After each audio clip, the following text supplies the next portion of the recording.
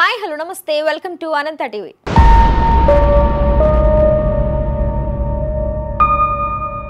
పేదరికం జీవితానికి కానీ చదువుకు కాదు. ఆ సరస్వతి దేవిని ఆరాధించి పేదరికాన్ని అధిగమించి విజయాలు సాధించిన ఎందరో విద్యార్థులకు స్ఫూర్తిదాయకమైన కథలను మీరు విన్నారు. ఇప్పుడు ఇందుకు చక్కటి ఉదాహరణగా ఇప్పుడు నేను మీకు చెప్పబోతున్నాను. వీధుల్లో భిక్షాటన చేస్తూ చెత్త కుండీల నుండి పాచిపోయిన ఆహారం తింటూ గడిపిన ఓ చిన్నారి నేడు డాక్టర్గా మారింది. ఇదెక్కడో కాదు, మన భారతదేశంలోనే జరిగింది. హిమాచల్ ప్రదేశ్లోని టిబెటన్ శరణార్థుల శిబిరంలో పింకీ హరియానా అనే విద్యార్థిని కడు పేదరికం నుండి కష్టపడి చదివి డాక్టర్గా మారి దేశానికే గర్వకారణంగా మారింది. భిక్షాటన నుంచి డాక్టర్ చదువు వరకు పింకీ ప్రయాణానికి సంబంధించిన స్టోరీ ఏంటో పూర్తిగా చెప్పే ప్రయత్నం చేస్తాను. ఎక్కడా స్కిప్ చేయకుండా చూడండి. వీలైతే మీ పిల్లలకు ఈ వీడియోను చూపించండి.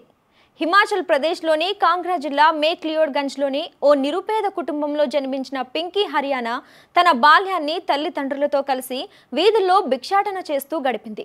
హిమాచల్ ప్రదేశ్లోని ధర్మశాలలో ఉన్న ఒక స్వచ్ఛంద సంస్థకు డైరెక్టర్గా ఉన్న లోబ్సెంగ్ జమ్యాంగ్ అనే టిబెటన్ సన్యాసి 2004లో ఈ చిన్నారిని గమనించారు. కొన్ని రోజుల తర్వాత చరణ్కుద్ వద్ద ఉన్న మురికవాడను లోబ్సింగ్ జమ్యాంగ్ సందర్శించారు. అక్కడ భిక్షాటన చేస్తున్న బాలికను గుర్తించాడు. అప్పుడు ఆ బాలిక తల్లిదండ్రులను, ముఖ్యంగా ఆమె తండ్రి కాశ్మీరీ లాల్ని ఒప్పించి పింకీ దృష్టిని చదువు వైపు మరలేలా చేశాడు. పింకీ చదువుకోవడానికి లోబ్సింగ్ జమ్యాంగ్ పింకీ తండ్రిని ఒప్పించడానికి ఎన్నో గంటల సమయం తీసుకున్నాడు. చివరికి కాశ్మీర్ లాల్ తన కూతురు చదువుకునేందుకు ఒప్పుకున్నాడు. ధర్మశాలలోని దయానంద్ పబ్లిక్ స్కూల్లో పింకీకి అడ్మిషన్ పొందింది. నిరుపేద పిల్లల కోసం 2004లో చారిటబుల్ ట్రస్ట్ ఏర్పాటు చేసిన హాస్టల్లో మొదటి బ్యాచ్ స్టూడెంట్స్లో పింకీ ఒకరు.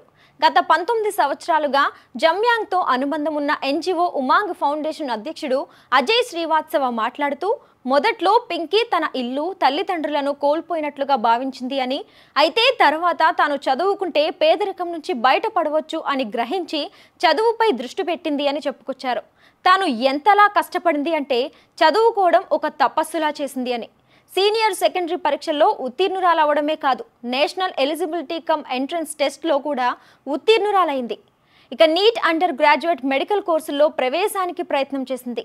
అయితే విపరీతమైన ఫీజుల కారణంగా ప్రైవేట్ మెడికల్ కాలేజీలో చదువుకోవడం పింకీకి వీలు కాలేదు. అదే సమయంలో యునైటెడ్ కింగ్డమ్లోని టోంగ్లేన్ చారిటబుల్ ట్రస్ట్ సహాయంతో పింకీకి 2018లో చైనాలోని ప్రతిష్టాత్మకమైన మెడికల్ కాలేజీలో అడ్మిషన్ పొందింది. ఎంబీబీఎస్ కోర్సు పూర్తి చేసి ఇటీవలే ధర్మశాలకు తిరిగొచ్చిందని శ్రీవాత్సవ చెప్పారు. 20 సంవత్సరాల నిరీక్షణ తర్వాత పింకీ హరియానా నిరుపేదలకు సేవ చేయడానికి, వారికి మెరుగైన జీవితాన్ని అందించడానికి అర్హత కలిగిన వైద్యురాలైంది. చిన్నప్పటి నుండి పేదరికంతో అతిపెద్ద పోరాటం చేసినట్లు తాను పాఠశాలలో చేరిన తరువాత జీవితంలో విజయం సాధించాలనే ఆశయం తనకు ఏర్పడింది అని పింకీ చెప్పుకొచ్చింది.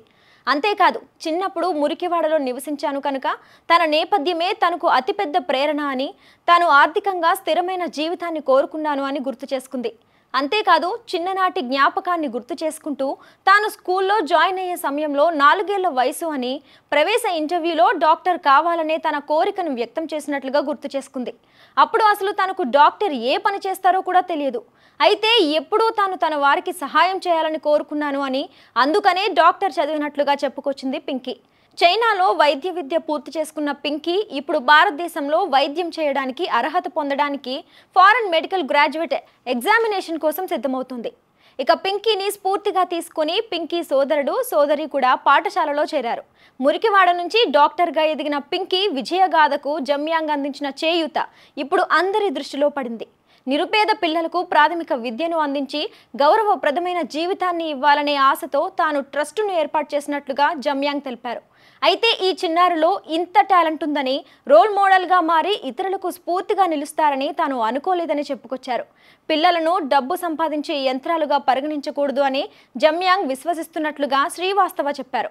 ఇక చిన్నతనం నుంచి పిల్లలు మంచి మనుషులుగా మారేలా ప్రోత్సహించాలని చెప్పారు.